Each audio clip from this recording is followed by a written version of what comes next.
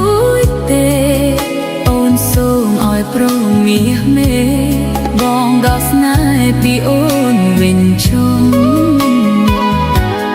អូនក្រទ្រពគ្មានអ្វីគប់ចិត្តបងសុំគឺមានតែទឹកចិត្តដែលស្មោះដែលស្រីស្រស់គ្មានទ្រពក្រក្រៃអូនបានប្រាប់បងដឹងហើយថាអូននៅជាប់ការសិក្សាក្តីស្នេហាដេកមានរស្មី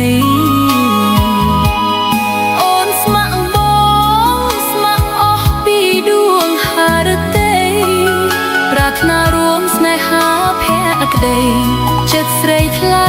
ឥតបីរីរ៉េ